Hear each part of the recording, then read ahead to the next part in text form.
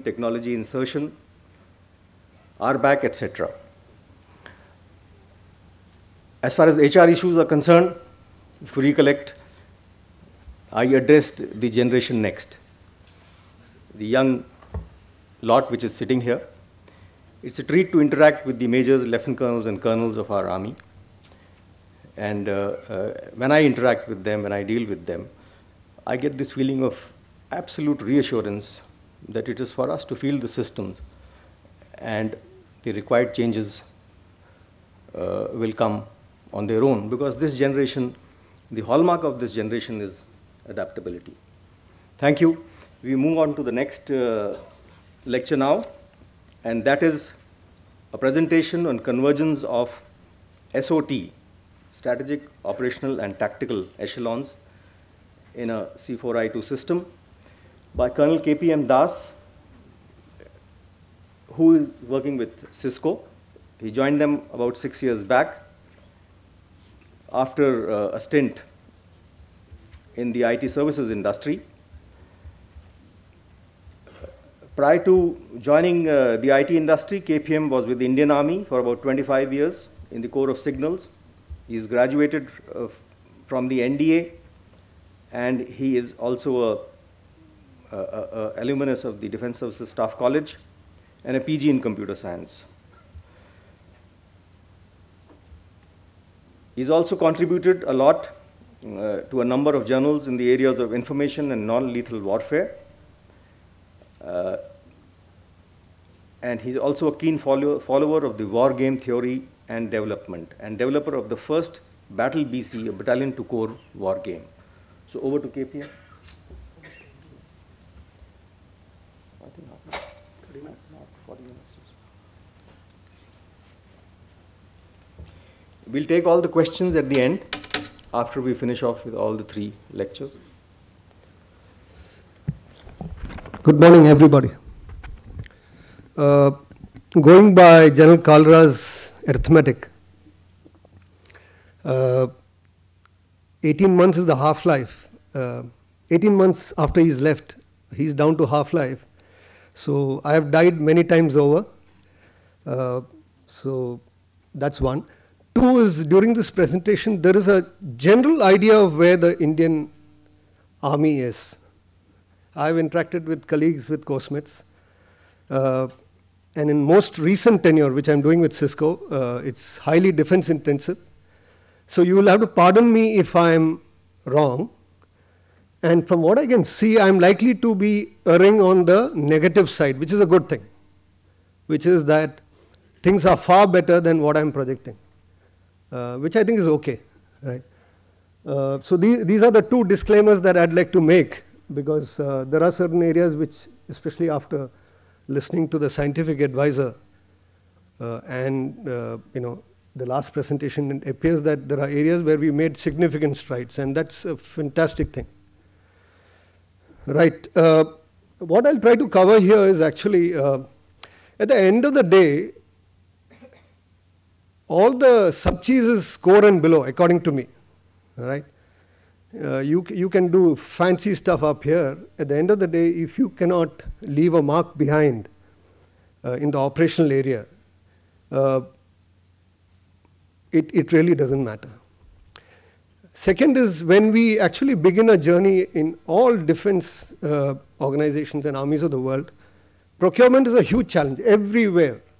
You take the top 5, 6 armies, all of them have the same story to tell what we have. So we don't need to be very cynical about it, but we need to factor it in. It's a reality.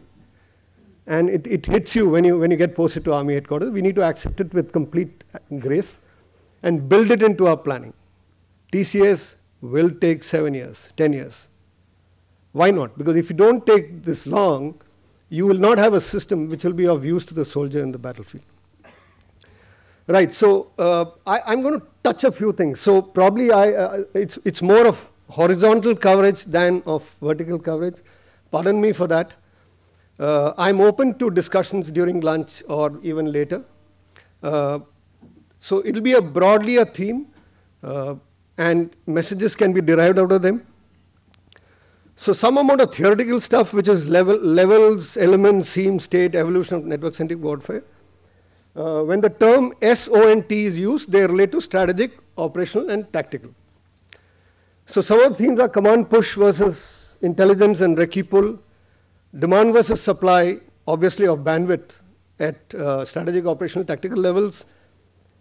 This whole trade-off that we need to do between how much information to share and how much security where do you draw a line? Where are the boundaries?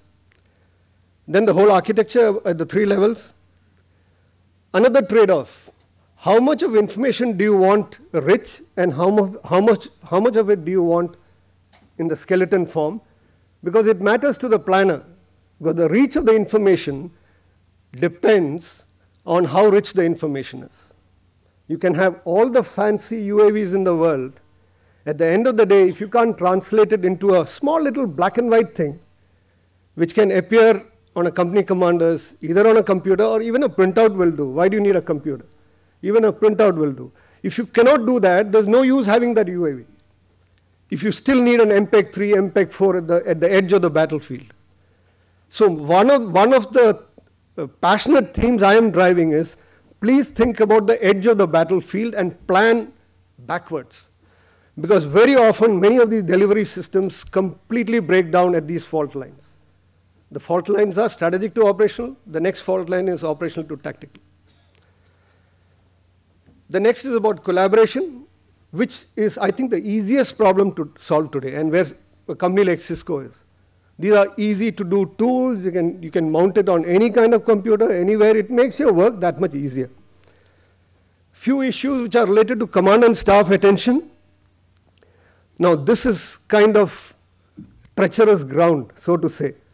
So pardon me if I'm making some statements, because some of them are related to territories, turfs, armed service, inter-service, etc. And of course, the procurement conundrum, which is something which is a reality. Don't need to be too cynical, but we need to factor that in, and factors at an operational level. So let's begin with what Littleheart had to say, and which actually is the key here. That sometimes we go wrong in building architectures and then end up having fantastic systems at the strategic level, standalone, great system at the operational level, standalone, and then you realize that it's difficult to connect them, because actually it is a seamless kind of continuum, right from strategic to the tactical. And eventually, of course, it's driven by actions on the ground, because that determines whether it is strategic, operational, or tactical. So this is another view, which is that this is a traditional view, actually. And I think largely for a 1 million army, which is in an orthodox organization structure, this is something which is very applicable and completely aligns with what General Kalra mentioned in his earlier presentation. One of the things that we need to seriously look at is lines of communication protection as a major theme, right? It may involve a whole lot of players, but it's a major theme by itself. By the way, you'll find references at the bottom of these slides. These are the places from where graphics have been picked up or text has been picked up and worked on. So look at how football is played today, right? The smarter teams, they need every player, all the 11 need to know what the other guy is going to do, right? And they need to know the capability of the team. They need to know the capability of each of the players. They need to know the capability of the coach. So there's a grand idea behind every game. It's not as simple as a first string game at the NDA. It's a lot more evolved now, football as it is. And then you have two kinds of players. You have a real smart, 1 in a million kind of people like Beckenbauer or Roberto Baggio. The team knows that they are different. They are mature players. They know the rules of the game. They know the higher commander's intent. They know where the center of gravity is. So they're given the complete freedom. Please play fullback, but just do what you want to do for those 90 minutes. And that's how they create magic in the field. And that's an analogy I'd like to draw to network-centric warfare. I don't think it's a technology game at all. It's all in the mind. And if your players you don't have a few liberos in your team, then you're in trouble. Because all these technologies are of no use if you're still going to organize yourself in a way that you've done for 60 years. Right. And then you have all these fresh, mature players, 18-year-olds, 16-year-olds, who have a great future ahead of them, but they need to be given some cheat sheet. And they play according to the cheat sheet. They don't go left, right, front or rear. They do exactly what's been said to them. So I just thought this is a very good analogy in some way. The scientific advisor this morning, shown the same identical graphic. So I'm showing it again here. Just that I kind of separated out, or there are areas where I've said, for example, collaboration essentially is more of operational and tactical stuff. This is going to make a difference to the bread and butter of a GSO2 in a divisional headquarters. It'll change his life. But is that the case in PP Directorate, for example, where a study could take you 7 months? I know Shokin is smiling, but that's the truth. So this we need to separate out, and I think we need to have courses for horses, or horses for courses, in a manner that we enable it. Now here again a disclaimer, I'm not aware where we are today in the Indian Army. This is my guess, which is that if you look at this matrix between command and control and developing situational awareness, right, which comes through technologies and the way you work, in a scale of 5-point scale, this is my reading, food for thought, and we could take it home, think about it, debate endlessly. And I know there are some people who feel that everything is green, but that's not my belief. Certainly not, after what I've heard in the past 30 minutes. If that is the case, then we need to see how do we move from 0 to, say, 2. Forget about 3 and 4. I don't think 3 and 4 is applicable in the next 10 years in our geopolitical context. Because we don't have any global ambitions. But within the region, I think we would do well to carry out our roles if you get past our 0, 1, and 2 stages. Look at the seams. These are places where things seem to be not connecting. Here again a disclaimer, this may be completely out of sync with what actually is on ground. Things must be far, far ahead on the ground. But this is what I think where we are, which is that we have this whole problem of how we deploy, how we field, because technologies are the easiest thing to do. You go buy a set of routers, you deploy it, things start happening. But there are times when you find that despite all of this, the man in the tactical zone still has to look behind to get information. Tactical, I don't think we are near 0. I think, from what I can understand, we are actually fielded wide across the army. You have modern networks. Operational, I think, early days pilots and limited deployments in limited zones. I think this is an area where I think DGS, to my mind, should take a lot of credit. Because in the manner that we field our systems, phase 1, phase 2, phase 3, and the learnings that get plowed back after phase 1 into phase 2, I think as a paradigm of deployment, it's something that we should not drop. I think it's a great start the way we have done, and I think this is replicable across all systems, including the FICV and the FINSAs, which are in the future. Strategic, I think we are well equipped, in a way, even from an NCW context. But the worry is, I think we are having stovepipes. So when you go top to bottom, it seems wonderful. When you go left to right, the story is not the same. Unless you get that in order, there's an issue. Right, rest of it is pretty straightforward. Armed service silos, I just wanted to share something with you.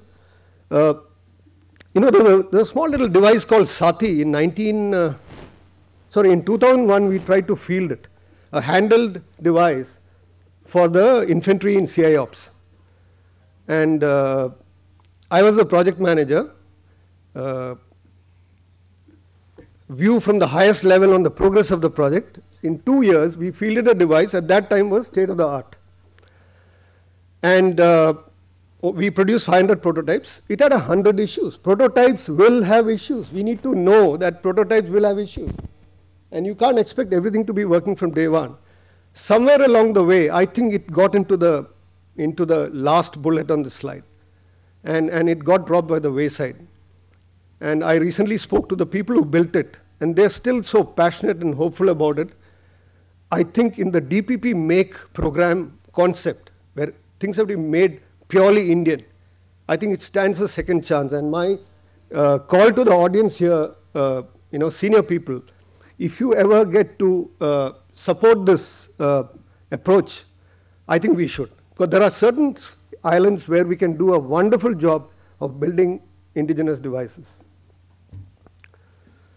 So this is the first theme, which is straight from the book. Command push was a recce pull, and this red dotted line determines where you are mentally in the NCW context. If it's to the right, I think we are there. If it's to the left, I think we need to do some work. So this is a shifting line. It need not be a straight line. It could be an S curve. But this actually is a pointer to where we are. And you have all these benefits that you see there. The second theme is about demand and supply. Like I remember in 1995, internet came, and MO Directorate was one of the first to get an internet connection, 9.6 kbps, and there was one username password going around in the army headquarters everywhere, and we would share it. It was a precious resource, one on a telephone line. If I were to actually look back and see the amount of information we got then and now, I have not seen any major change. Despite having a 2 Mbps data card today, net in a cognitive sense in the head, the amount of information that we got then and we got now is the same. So bandwidth is always going to be a problem. And if you look at this small little graphic, it actually indicates that the pressure builds on the tactical end. Because you have great stuff which hogs all the bandwidth. You get a laser rangefinder, you get a LoRa's, it will take all the bandwidth. But where does it need to deliver information? At the top of that box. And that's where you have issues. And I'm fully aware that the team, TCS team and other people are aware of this. I just thought I'll highlight it. This is the other reality, right? There's always a bandwidth lag, tactical, operational versus strategic. But what is there in that ellipse is what is important, what I mentioned earlier. There's a dimensional skew. Great flow of information top to bottom, front to rear, but left to right within the battlefield, flanking formations, right? Flanking units, intercore, those are challenges.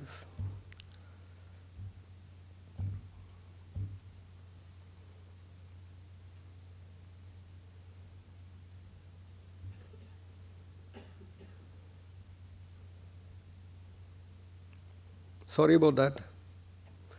So this is a quick one about another trade-off that a planner has to have is how much of information to share. This is when the DGIS is building the application, the concept. How much of information to share versus how much security that you can provide. This is another challenge that you have. And net centricity is an acceptable intersection of information sharing and information security. If that remains in our mind, by and large, I think we'll go in the right direction. The next theme is about front to rear, right? So you have a DCN, you have the strategic core, and down until the weapon sensors and the soldier systems. So tomorrow, FNSARS is going to be at the right end of this graphic. And we need to figure out how to handle quality of service. Do you need the same quality at the strategic level? What you give at the strategic level, do you need it at the tactical level? Do you always need a color delivery of a color visual at the section and platoon level, or will a black and white do? So those are things that are part of the design philosophy in a net-centric environment.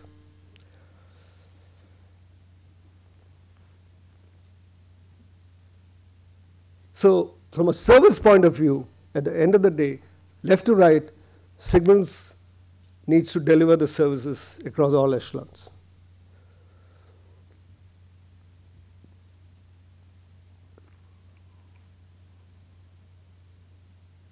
There's something that I covered in the beginning, which is about this whole trade-off between how rich your information is versus how far you want it to go. I mean, that's the simplest form that it can take. And that line separating the blue and the white region is actually the bandwidth fault line. So if we get it in our favor, then you could still manage with the bandwidth that you have, you could still deliver net-centric kind of services, even with what we have today. I'll skip this slide. Yeah. So like I mentioned, collaboration is one of the simplest things to do in a way, because irrespective of when we get into the net-centric stage, in an existing paradigm of how operations are conducted, this is something that can make a huge difference. Right from simple information sharing, going right up to complex decision making, and left to right, obviously asynchronous and synchronous. There are things which cannot take, a fire plan cannot take beyond 3 minutes. I'm just sharing some experiences with the DDG ACCCS in the tea break. Fire plan which takes beyond 3 minutes, there's a problem. Then you have not addressed it. You have not deployed that network. ACCCS does not work. Period. That's my view. This is open to debate. So it really doesn't matter. Time is such a key factor. And asynchronous versus synchronous is something that may be very different command by command or core by core. So that ability to configure the system specifically to a command or a core, I think is critical in design. The other theme is broadly point-to-point, strategic, hub spoke, and a mesh eventually at the tactical level. Now this is a theme that I want to leave behind. Look at that falling curve on dedicated links. So if you see over years, dedicated links are passé. We don't plan it anymore. And you see the steep rise of video. I must admit this has been drawn from an environment which is largely Western. So I'm sure our curve will look something similar, but probably not as steep. But as the next generations, the majors and lieutenant colonels today, whose model about life is driven by what they see day to day, these are the expectations that they have, and video by and large is going to drive the next big change. Now this is that slide which I spoke about, which is contentious. Bandwidth is as much a resource as ammunition. Spectrum is as much a resource as weapons. And I think each of them should have a group heading in the operational order, at least for the strike kind of formations, the mobile formations, the maneuver formations. Div headquarter, I think, needs to have somebody where ICT, signal, cybersecurity converges as a staff officer, advisor to the div commander. A change in organization. And while whatever be it at army headquarters, you have someone who handles IS, someone who handles signals, etc., it's all fine. But I think once we get into the operational and tactical levels, none of the big armies in the world have a model that we have. Convergence of ICT, cybersecurity, and IS has to be under a single agency. It could be any agency, but it has to be under one in the battlefield. Because that is the accountable, really accountable end when the balloon goes up. So this is just a point of view, and partly personal, partly experiential, because I'm sharing some of the stuff which my global team brings from armies around the world. That last theme is about the procurement conundrum. You know, It will take 10 years. TCS will take 10 years. Nobody's fault. It is not DRDO's fault. It is not a systemic fault. That's the time that it takes. 10 is very good, by the way. It could even go beyond, which is okay. We need to now reverse engineer and figure out how we're going to survive in this scenario, which is what I'm proposing. 2-year off-the-shelf cycles. You have a smart core commander in the Northeast, completely net-centric in the way he thinks. Give him the freedom to run a 2-year off-the-shelf cycle. He has his own IFA. He has everything with him. Maybe I'm wrong. I'm not very, theoretically not very conversant with procedures, but I'm just giving you a thought. So I think Army headquarters must live with the fact that in an information age, an infantry battalion company commander is as well versed as the Gyanis who are sitting here. All of them access the net. They have great solutions to give. Maybe they don't have the big picture. But within an island, within a divisional headquarters, if somebody decides to use, let's say, open source, I think it's okay. Because they want to create that excellence in that 2-year period. I think that freedom we must have. So I think it's a mix of both. Maybe middle ground will be found between the two. Yeah, the other issue is about optimization. In the traditional organization, the orthodox organization, networks are built for the org structure. Okay, so you have an IS department, IS branch in command headquarters, so there will be a IS department and they'll have 10 terminals, etc., etc. But actually where we are losing out is, we are losing out on CapEx optimization. Net centricity allows us to share stuff. It allows us to share servers, allows us to share anything. You can share telephones. You don't need a telephone on a desk. Kahin bhi baith jao. That becomes your number. That is the net centricity model. We need to leverage that because you will get huge CapEx gains. You're going to save money. And that all that money can go into areas where you really need. So this is certainly a thing which people in FP and all that really need to think about. And I just want to make a point here is about leadership. Net-centric warfare or any fancy warfare is not a substitute for good leadership. It just makes you helps the same guys do better. And so to that extent, I largely agree with what SA said, that in our paradigm, in the Indian context, it is actually an enabler and not a catch-all kind of concept. So all of these things are actually going to bring in net centricity. Technology is just one part of it. And to a large extent, I haven't added culture actually, but culture I think maybe goes with leadership, with doctrine, maybe personal. But these are the factors. Technology is just one of them. And why I've highlighted network and communications, because that's a value that Cisco brings into this whole net-centric warfare game. 93% of all C3I applications, C4I2, at the bottom, ride on Cisco. And one of the reasons is that we invest a lot. Technology, obviously, we'll invest a lot. We invest a lot in domain. I am part of Cisco, not because I'm a technology guy. I'm part of Cisco because I'm an army guy. So that kind of investment Cisco does to ensure that what they build stands the test of strategic, operational, and tactical requirements. Thank you very much.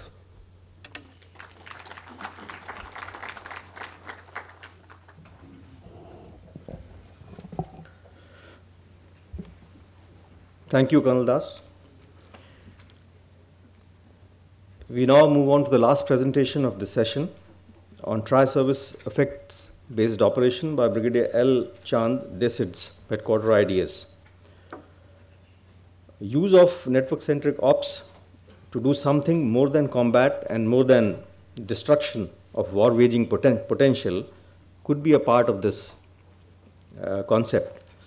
It is described as a coordinated sets of action at shaping the behavior of friends, neutrals, foes, in peace, crisis, and war. The effects may be kinetic or non-kinetic. More on this by the speaker. He is an alumnus from the NDA and joined the Signals in 1980, an MTech in computer science and a master's in management studies, having done the LDMC course and an EW course in Hungary.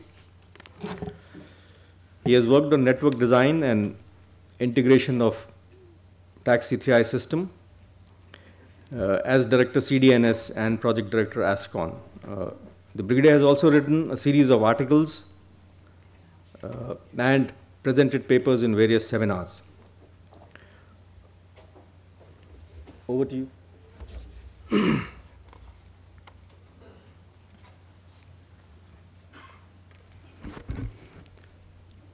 Chairman, sir, ladies and gentlemen, it's a privilege to present a paper for clause and also to share the dais with my co-panelists with whom I've rubbed shoulders and worked while in service and implementing certain projects. I must at the outset correct the heading. If we restrict and confine ourselves as effect-based operations to only tri-services, it will be incorrect. It encompasses the full spectrum of a nation state, be it political, diplomatic, information, intelligence, military, and so on. Yes, military is the key player in this. I'll cover this in two broad parts. I know all of you would be aware of effect-based operations, but I'll just brush up very quickly, and then the EBO in the context of Indian context, and where we are and what we are doing. Effect-based operations are more often than not used interchangeably with network-centric warfare. So it is important to distinguish between the flavor of effect-based operations and NCW. I will not go into the technicalities of the network because right from the inaugural, and here it has been said, so much has been said that I don't think I can even qualify to make any addition to that. But yes, whatever has been said in this panel about the Army, a similar flavor would be available for the Navy and Air Force, tailor-made to meet their specific operational requirements. So with that, beyond the activity of destroying the opposing force lies the ultimate purpose of war, to compel a positive political outcome. It may sound very westerly, with a global power looking at a global reach, but certainly even if we confine ourselves in the realm of what is our national vision and aim, it does fit in quite well. So, effect-based operations have always been a very, very old concept. It is not something which is new. But it was systemized, processes were put in place, these forces